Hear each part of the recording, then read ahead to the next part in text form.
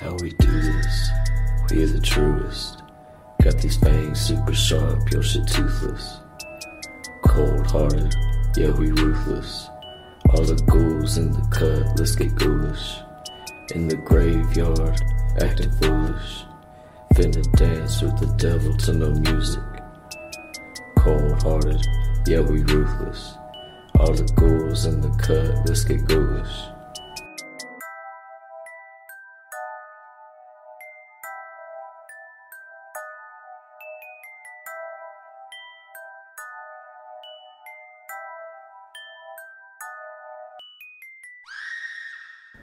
Hello and welcome to a new episode of a podcast called Ghoulish.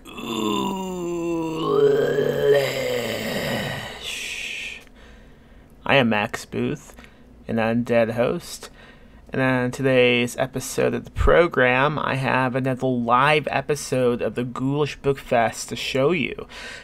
This episode is about screenplays, specifically spooky screenplays. I am moderating this specific panel, and my panelists include Brian Asman, John C. Foster, Shane McKenzie, and Preston Fassel. It's a pretty good episode. It might be the first panel I've ever moderated at a convention. I was pretty nervous, to be honest.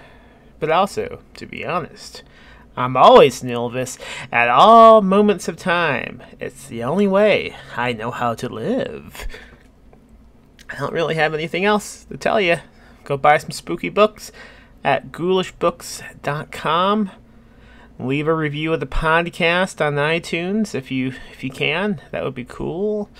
If you were sad that you missed out on this year's debut Ghoulish Book Fest, go on over to theghoulishttimes.substack.com and subscribe to the newsletter so you don't miss news about next year's convention, because we are already looking into locking in some dates. It was a fun time and we want to do it again.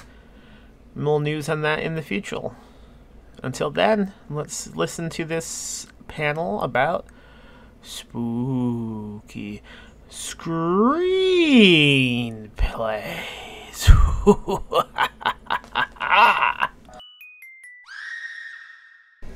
Hello. Am I loud enough? Is this good?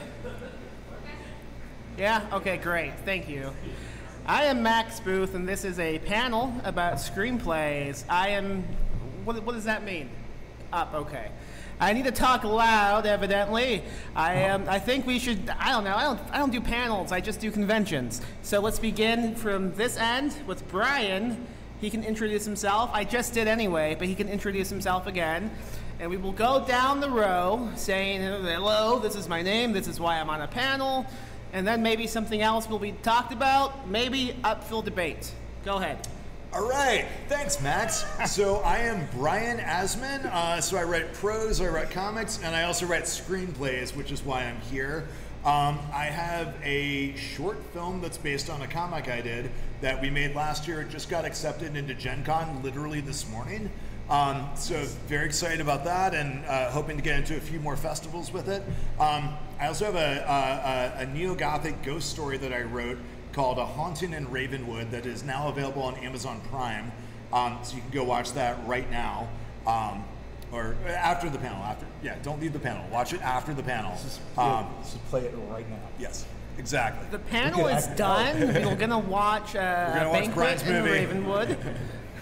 So anyway, that's why I'm qualified to be on this panel. But don't listen to me too much, because I probably don't really know what I'm talking about. I am not qualified. Like Brian. I'm John Foster. Oh, I'm sorry, I'm supposed to talk into this. I'm John Foster. I'm from Brooklyn. I cut my teeth writing screenplays before I got Hollywood burnout and decided to move to New York, which is very calming, and write novels.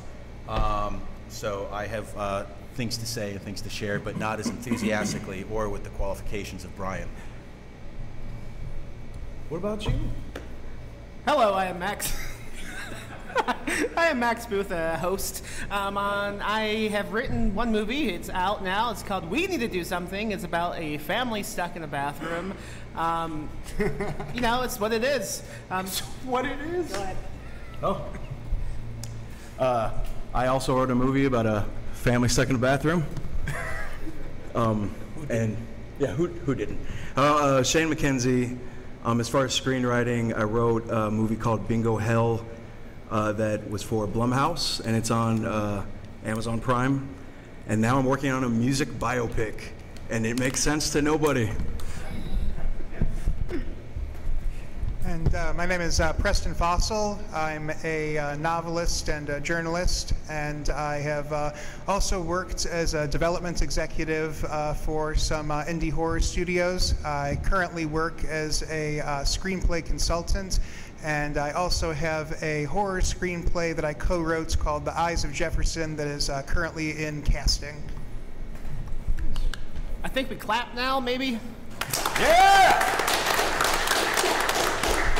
We earned it. We earned it. I think so. I mean, we have some qualified folks. I mean, at like 20 minutes ago, maybe, I don't know what time it is now, I was down at my table and Brian received the news of his acceptance. I mean, this just happened.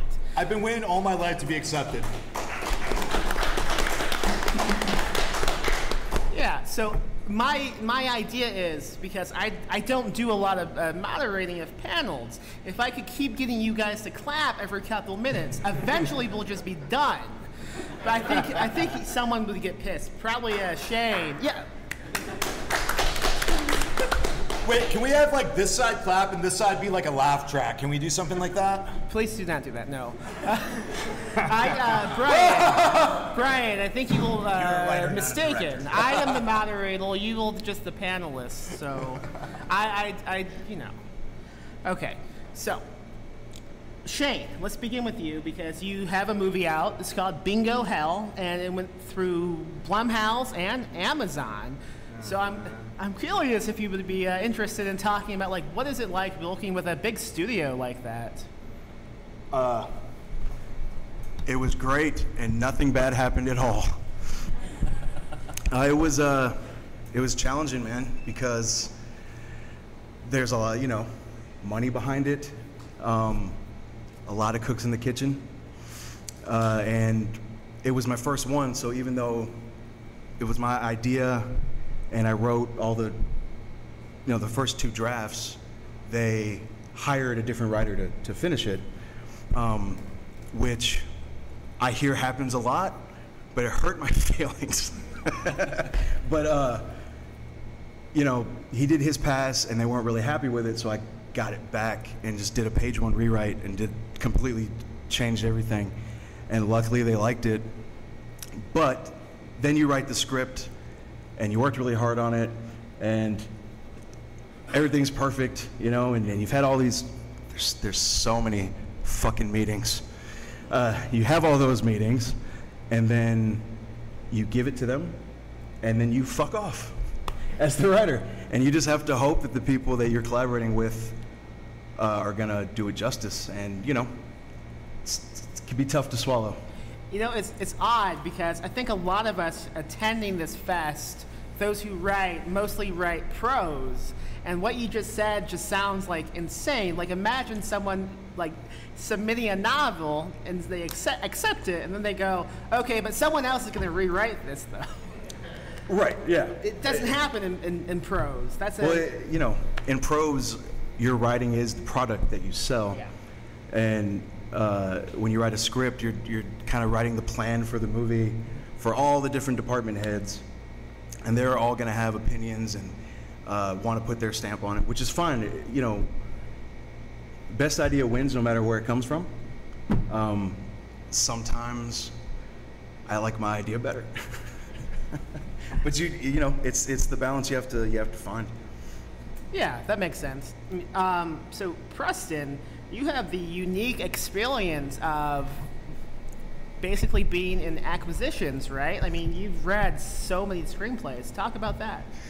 Yeah, so there was a 3-year period where my full-time job was working in development and acquisitions for a independent production company that was primarily specializing in horror, but then also was doing broader genre cinema.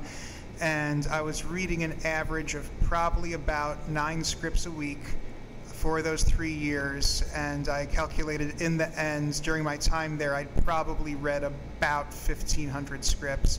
And out of those 1,500, probably about 1,000 of them were horror scripts. And it was a fun, experience. It was unique, and I really kind of got an inside look into how horror acquisition and production works, and also kind of what the state of horror screenplay writing is.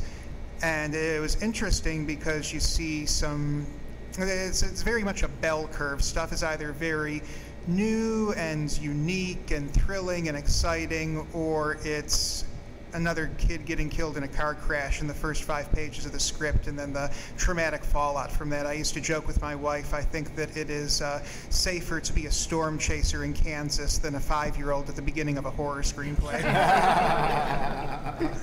But it was interesting. I mean, is there a particular area or avenue? I mean, there's lots of stuff I could speak to on it that you'd like to hear about. I think that's good for now, but let's still go back to it, because I think it would be a good idea once everyone's spoken to kind of talk about like certain things too many screenplays tend to have and what we don't want to see so much of. So moving on over to John. Yes. So actually, like Preston, I spent several years in development as a development assistant. And one thing that I learned in reading so many screenplays, and this is different from the world of prose fiction, is that everybody in Hollywood thinks they can write a screenplay, and they cannot. And there's a lot of shit. And as the assistant, I was low man on the totem pole, and just to not to dissuade people from attempting to do that, but so you understand the reality. I was the guy that would take 3 screenplays with me at lunch, and I would go sit down on the fountain on the Santa Monica Promenade. I'd get my 2 slices of pizza, which is what I could afford because I was poor, and I'd sit down and I'd crack open the first one. I'd read 10 pages, and if it was shit, that one would pile right there, and then I'd crack open the next one, and that's what you're looking at. And and I was, at the time, I had gone out to Los Angeles when I was 20 to be a screenwriter, so part of this was my education, but even as a writer, this is the reality. I was looking at people's hard work, and if it doesn't cut the mustard, if it's not formatted, if the writing is poor, remember you have to be a writer before you're a screenwriter. If it's completely derivative, I'm not even going to finish it. I'm going to read enough that I can write up the coverage so that the producer knows what's there. But that's very much the reality of being a screenwriter. And it helps if you have representation. Although, as I was talking with Shane earlier, it turns out that Shane's current manager was my last manager in my Circle of Confusion, great company. But you also have to manage that process of your relationship with your representation, your agents and your managers, and make sure that they are directing you towards the kind of projects that you do, like the music biopic that Shane is doing. They know what they're doing, I guess. Anyway, that's interesting. I just want to bring the mood down. Good job. Thanks. Yeah. I feel lowered. Life is not worth living, I guess is what Neil's saying, unless you're a 5-year-old boy, but you won't live anyway. Yeah. So, Brian. Yes. Yes. I don't have a question for you. Moving on. You want me to just riff for a while? I would love for you to talk about this film you just got accepted and like how it came to be. That's so cool. Yeah, thank you very much. So it's called Real Trouble, R-E-E-L, because I'm hilarious. No, it's like purposely kind of cheesy. So it started out actually as a comic that I was contracted to write. So someone else actually had the idea and was like, will you script this for me? And I was like, yeah, totally, I'll do that. So I script this comic and I kind of add my own spin on things to it. And essentially it's about 2 kids who find a viral animated film from the 30s from this guy who was like a contemporary of Disney and was always trying to Whit Dabney is the name of the Disney character from my film. Please don't sue me.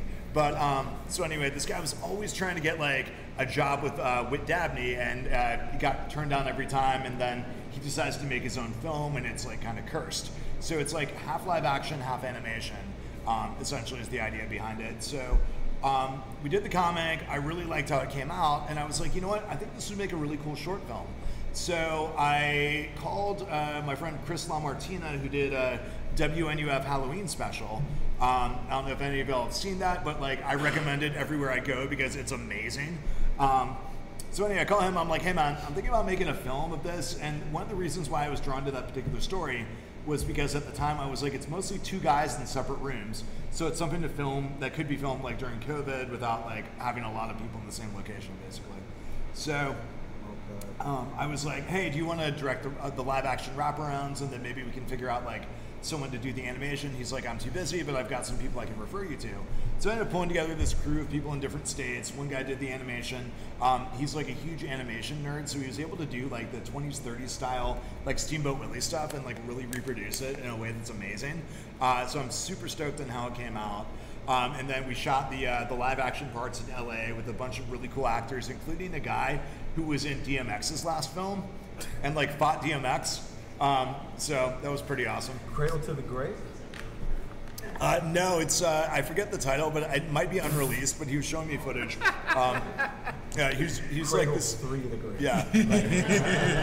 I think it was a remake of the Zapruder film, right? Excuse me. Yeah.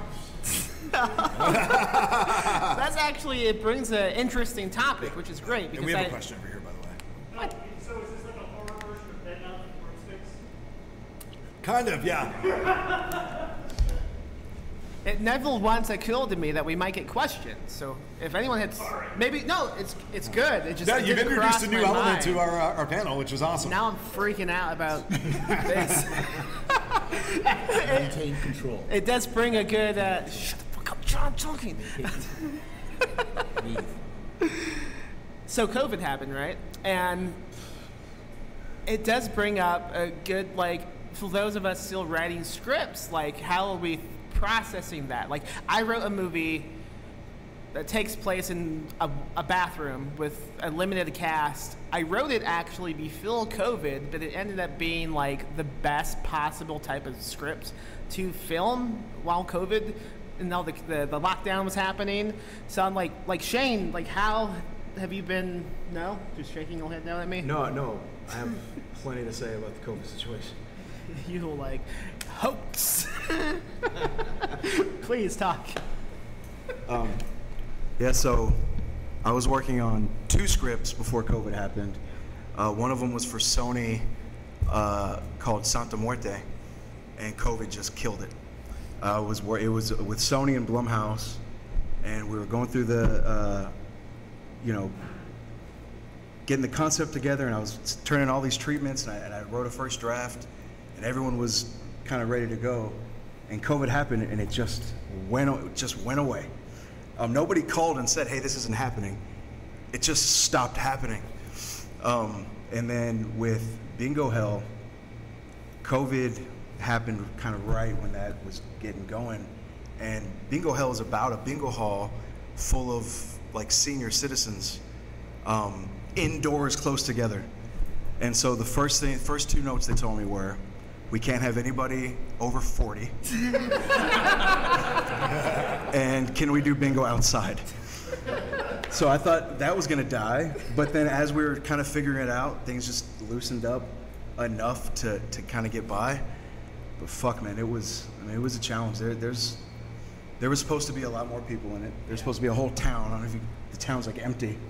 And the workaround I did was that the town was being gentrified, and so everyone got bought out already. And it was just a COVID thing. But that was a good look around, though. That's kind of smart, I think. Yeah. Thank you. But that is. Go ahead. Nope. Okay. That is something I've discovered, like with the movie industry compared to maybe books, is there's no such thing as, at least in my experience, a no. It's just, oh, I'm going to stop talking to you now. And they just ghost you. Yeah. Shane brought up a funny thing about the kind of notes that you get. You create this story in your mind, and we were joking beforehand, and I was talking about I was developing a project called The Human Target, which is based on a comic, and eventually became a one-season terrible series.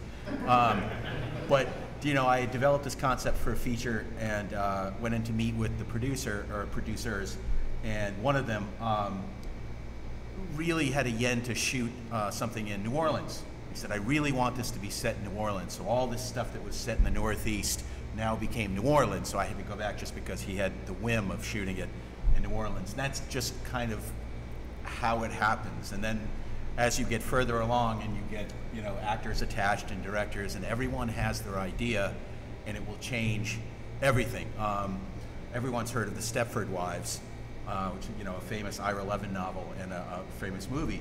And William Goldman, who adapted the screenplay, tells a funny story about how in the book, it's basically about this men's association in this town. They're very sexist, and they're sort of replacing their women with these very bimbonic androids, basically. What? Yes. Well, I mean, the movie came out in the 70s. You ruined it. The movie came out in the 70s. Anyway, so Goldman talks about how he's walking along the beach with the director, and he was crushed when the director said, "What about so-and-so?" I forget her name.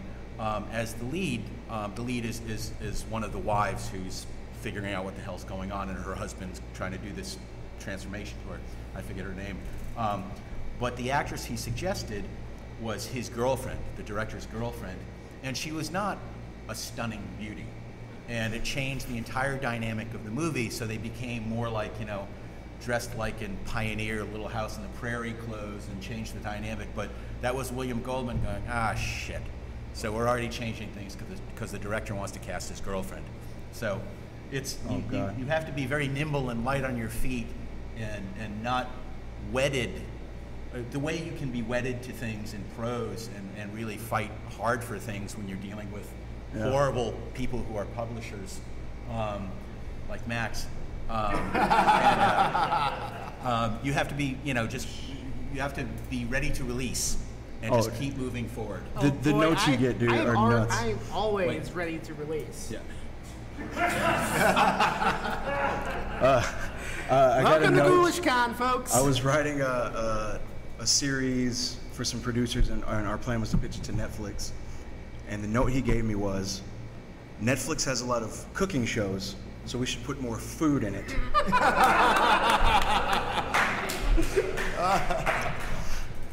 Did you? Yeah? I think maybe I did. Okay. Listen, it was early, and I was scared. Notes. That's a fun topic to talk about on a panel, I think, because we can laugh. We tell something, it's comedy, and then we laugh and we have a good time. Jokes and jokes and jokes.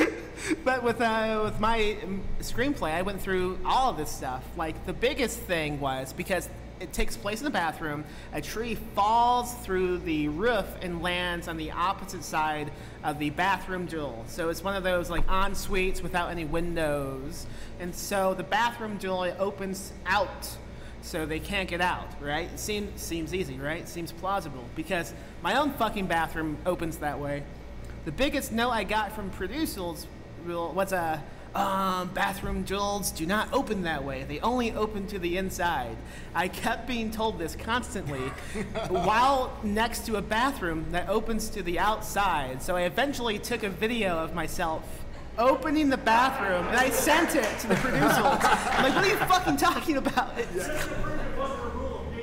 Yeah.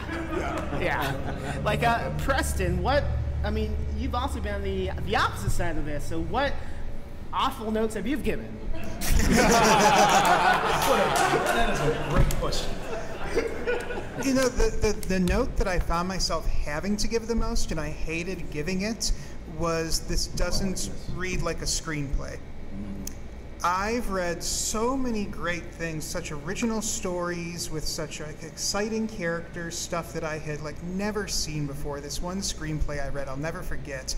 It was about this little boy living in modern day Oregon, And it's this town that is kind of like locally infamous in Oregon, that it's essentially like 99.999% white people there. And this little boy is adopted, and he's black, and his family loves him very much, and he has friends at school, but he just feels this sense of placelessness.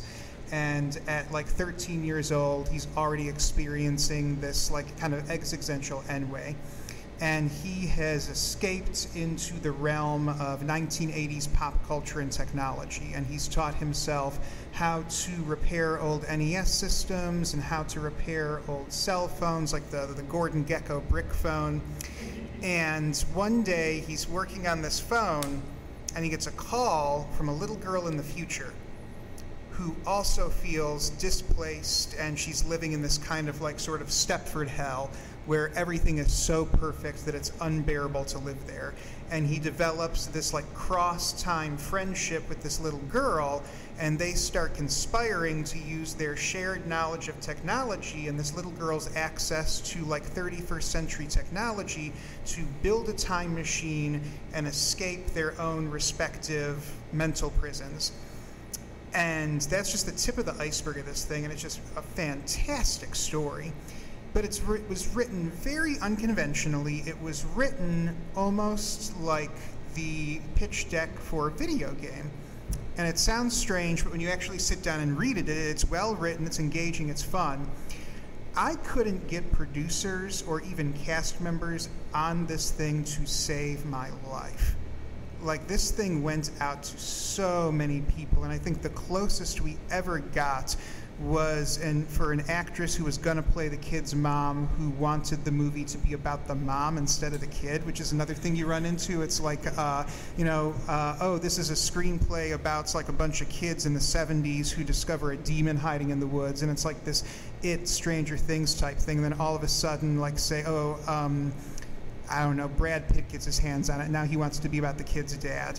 And this was the first instance of this happening to me, but I kept running into this repeatedly. I would read this unconventional, strange, outside-the-box screenplay that I thought was like guaranteed awards bait, that could basically write its own checks. But producers and directors, at least in this current moment in history and production, want screenplays that are written in a very specific way, with very economical descriptions, a certain amount of dialogue, and they are very rigid in wanting it to adhere to these strictures of screenwriting. And no matter how great the material itself is, deviating from that is just an automatic death sentence. And so the note that I had to keep giving people that I hated giving was, this doesn't read like a screenplay.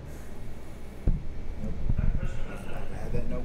Yeah. Was that sort of more than just the 4-act system that every screenplay has to follow nowadays? Was it sort of like more than that this script didn't want to?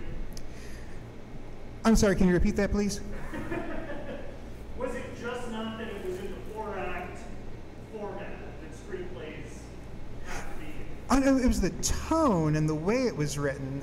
There would be like, the scene descriptions sound too much like I'm reading prose. The scene descriptions read like a book. This sounds like it was written by a novelist. It wasn't even necessarily in the structure, it was in the way that it read.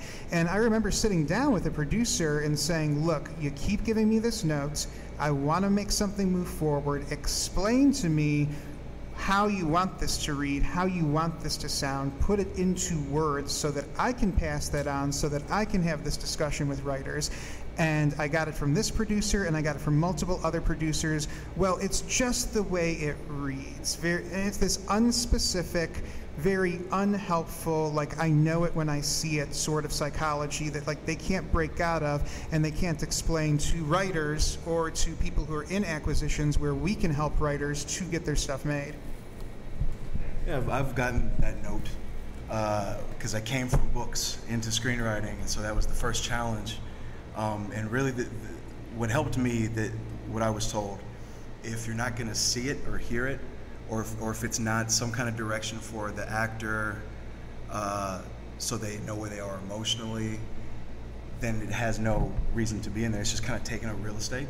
You're like, I could write this really great paragraph about how the sunset looks, and they're just going to shoot a sunset. You know what I mean? And so that was tough to get used to. Now that I am used to it, I do kind of see the point of the note.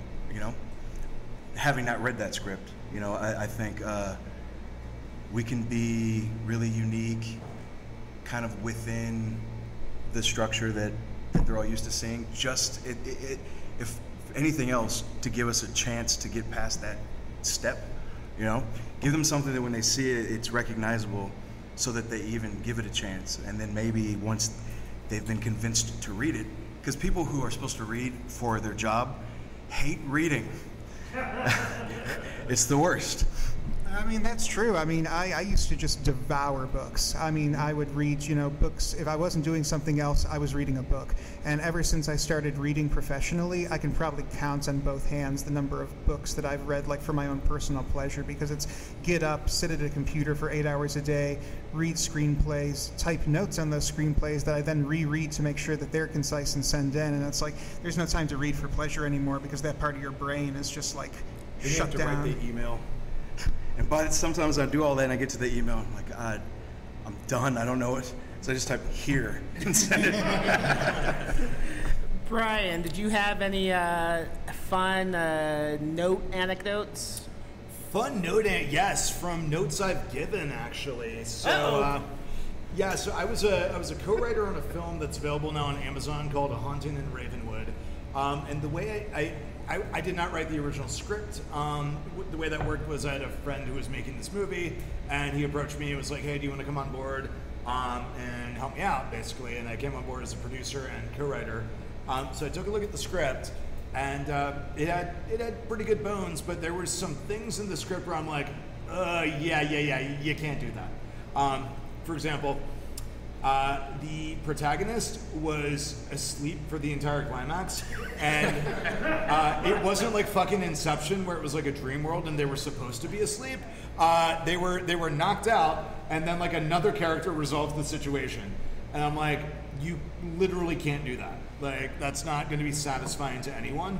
And so like a lot of my rewrites were focused on taking like little stuff like that and going like, okay, well, not little stuff like that, big stuff like that, and like, how can we say make the protagonist more active in the scene? How can they propel the story forward versus like the story is just happening to this person at the moment?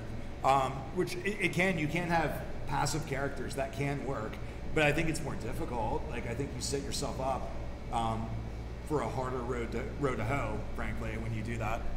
I don't know what you guys think. The audience can feel it, even if they don't know why something's wrong. They just know something's wrong.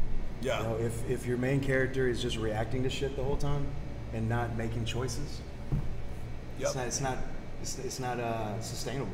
Yeah. So we have about 20 minutes left, and now that I've been introduced to the concept of a Q&A, I don't know if anyone had any additional questions for the kind panelists. What does Q&A stand for? Quality assurance. Okay, got it. So if anyone had any questions, you know, basically, I assume we have limbs that we can raise, and you can do that, and we could go, hey, you, and then we can ask the question. Is how I'm seeing this happening. What if we charge like $1 per question? Can we do that? Split the money? Yeah. So who has Bitcoin? Nobody. Or Ethereum? Anyone? No. So this has been a. Are we asking them questions? Does anyone have any tips? Okay, no hands. That's fine with me. Let me just add. I think for Peter had a question. I think for people that have not, who are writers but have not experimented with writing screenplays, it's a wonderful way. It's a very restrictive form, and it's a great way to develop discipline. Everyone knows the writer that's got, you know, sort of diarrhea of the keyboard. They just won't stop fucking writing, and it's just so overwritten. In a screenplay, you cannot do that. And it also really helps you hone your ability with dialogue. So it's a great form to experiment with, even if it's just to practice tightening your own skill set. Sorry, but you had a question. Yeah, I know you guys kind of all have different goals, right?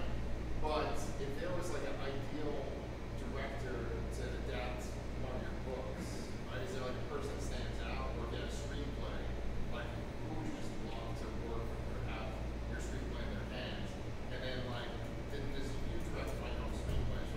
No, I don't direct. Oh, okay, I'm sorry. So Brian. that's just screenplays, right? So like, who's the director you love to collaborate? I mean, this is a fun game, but it is not our choice. We have no power with that. Guillermo del Toro. Yep. I think for me, it depends on what book. he But here? like, yeah. My book, Nunchuck City, definitely Dan Harmon and Justin Roiland from Rick and Fuck Morty. yeah. I love Dan Harmon. John, Steven Soderbergh, because he seems to adapt to anything. Nice. Preston. I'd really love to work with Karen Kusama. I think that she would be fantastic for the first book that I wrote. One of these days, fingers crossed. Myself. I mean, I'm pretty egotistical. I'll just do it. It's fine. You just want the beret. I will do it as I run a fest. I don't give a shit.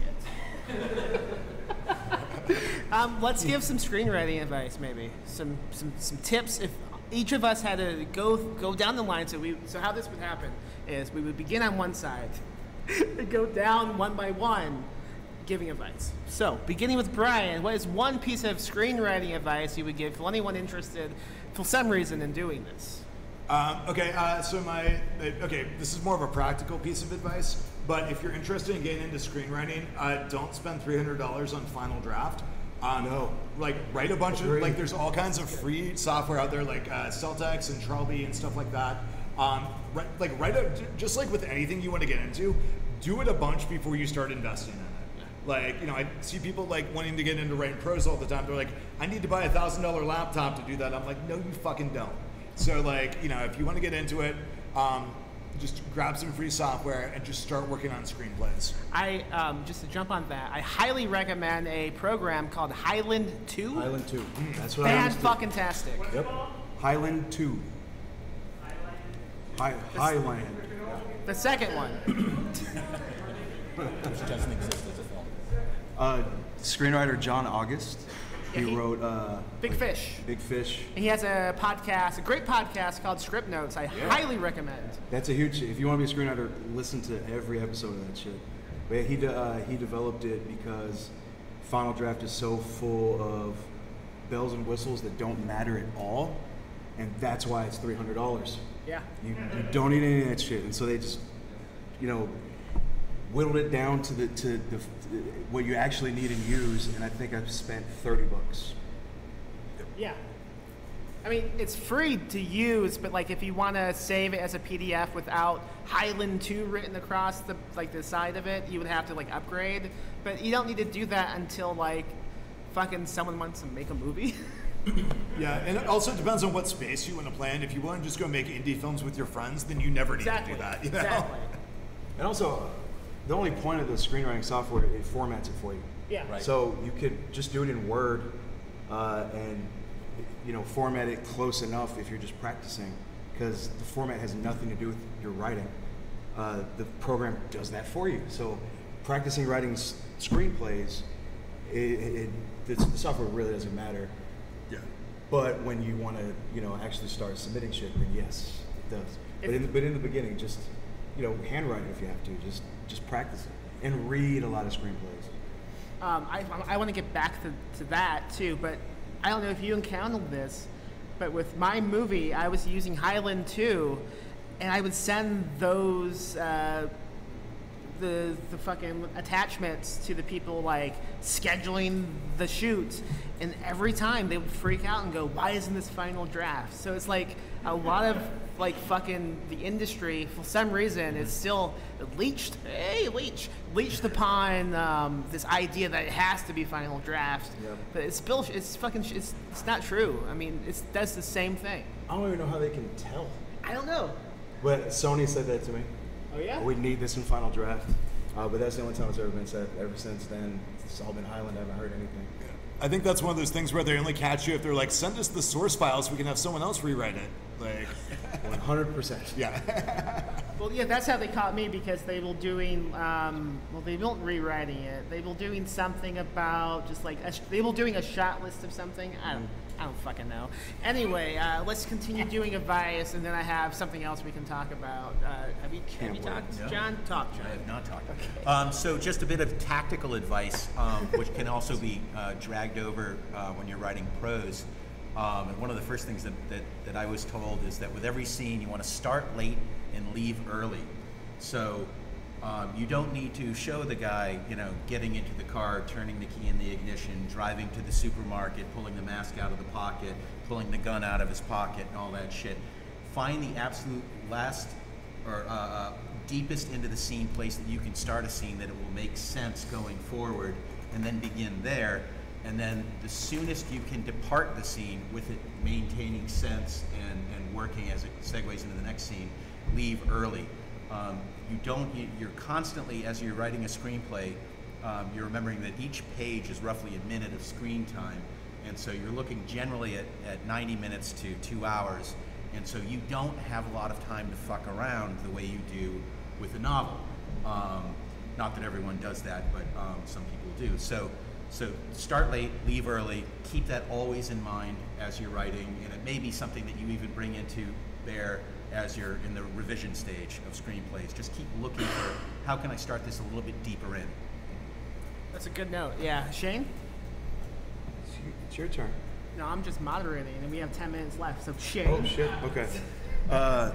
If it's just one piece of advice, I would say early on, it's really easy to get intimidated when you're reading other screenplays, and you think, there's no way I could fucking do something this good.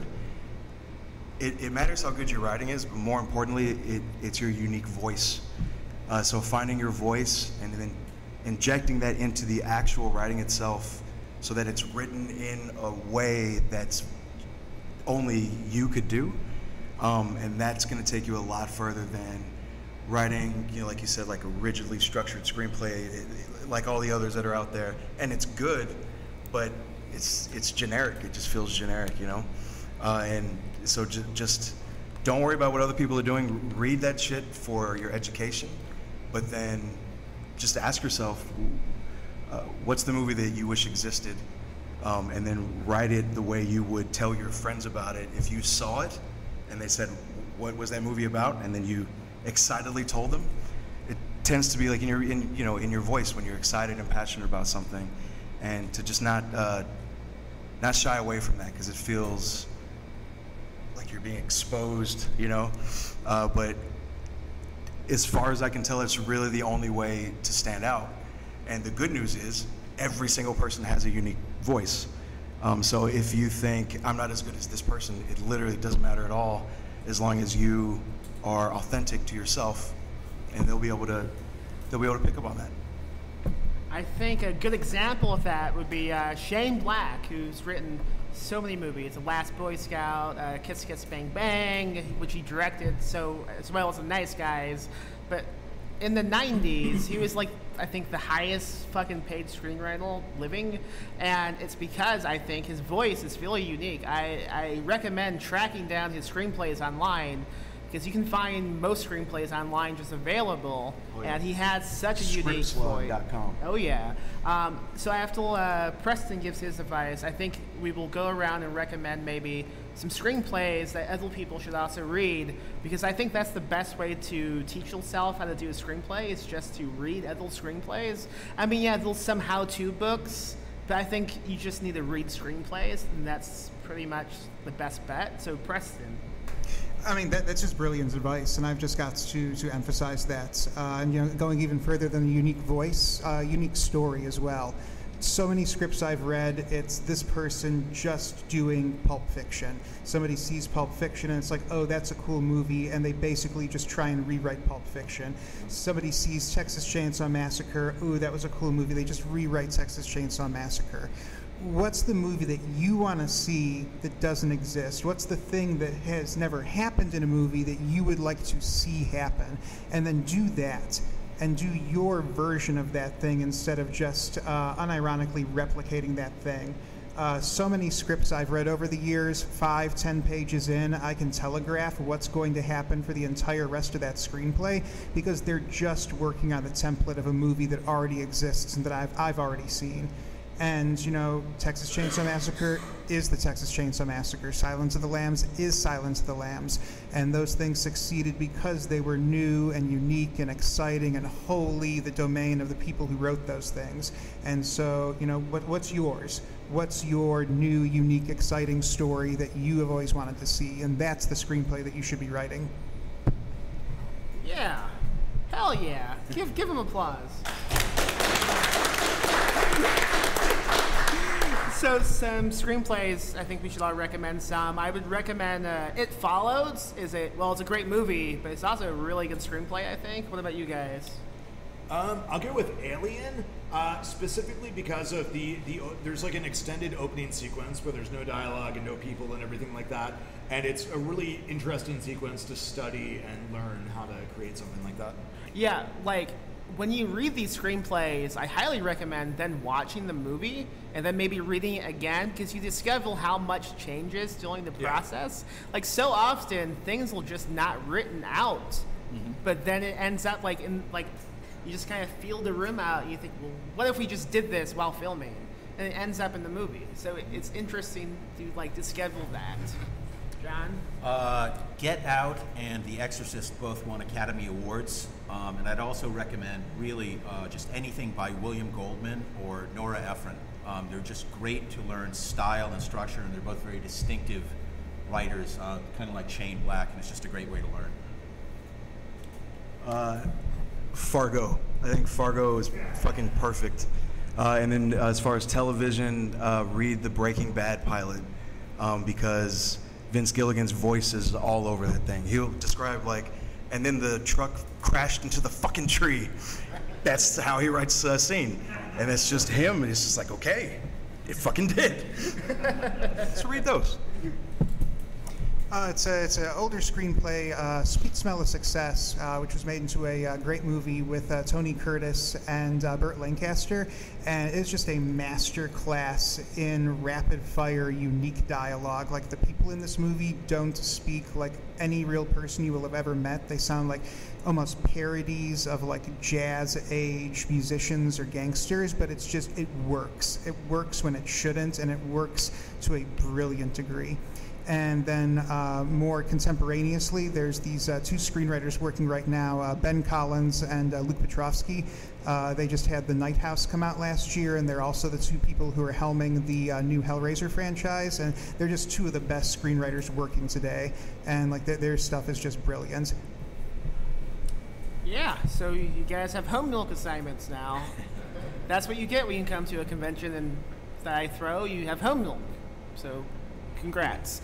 We have 5 minutes. Does anyone have any questions? Yes.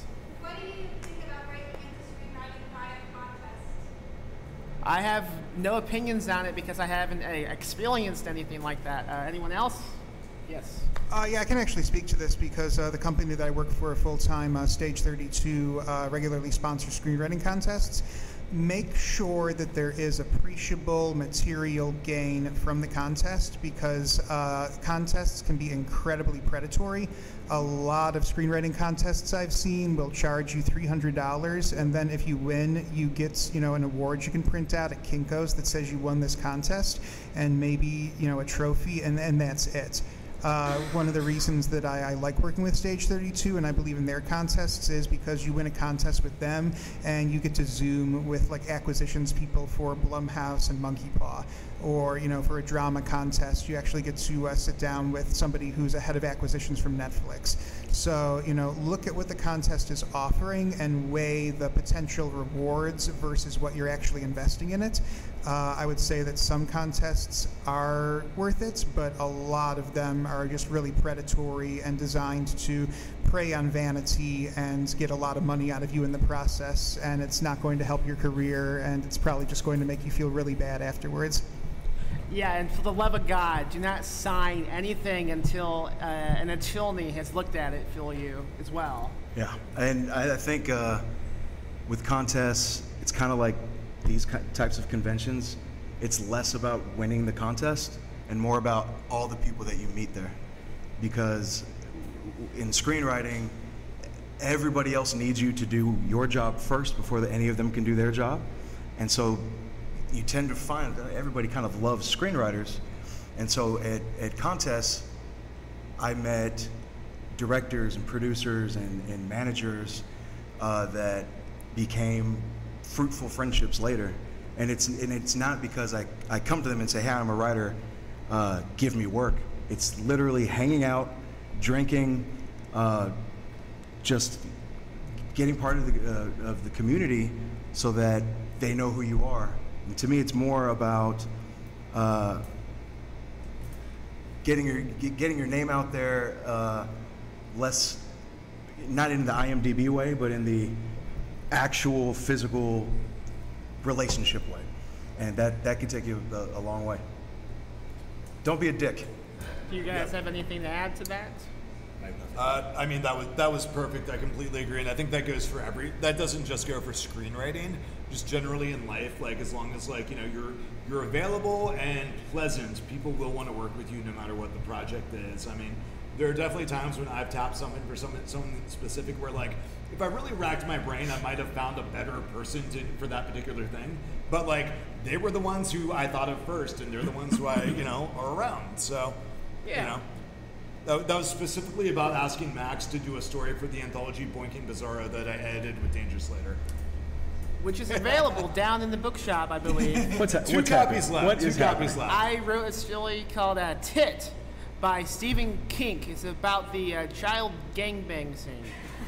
It's pretty good. I think it's pretty good. I love you so much, Max. Yes. Yeah, it's a phenomenal story, and he does this character. If you ever see him read it live, it's hilarious. Yeah, maybe I'll read it tomorrow. I don't know what I'm reading yet. I don't have time to plan readings. Speaking of time, thank you for coming down to this panel room. We'll see you. All right. This is it. This is it, baby.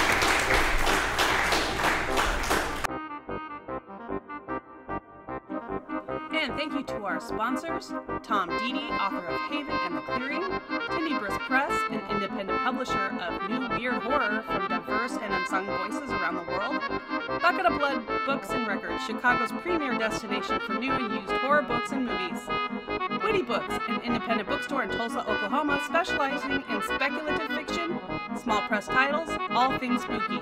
Find them online at wittybooks.com. My Horror Confessional, a horror movie podcast, Nightworms, a horror subscription service, Horror DNA, a horror website, Vic Carey, author of Thor's and Dreams, and Nightfire, publisher of books for the dead, the living, and everyone in between. Nightfire is the new horror imprint from the folks at Tor Books.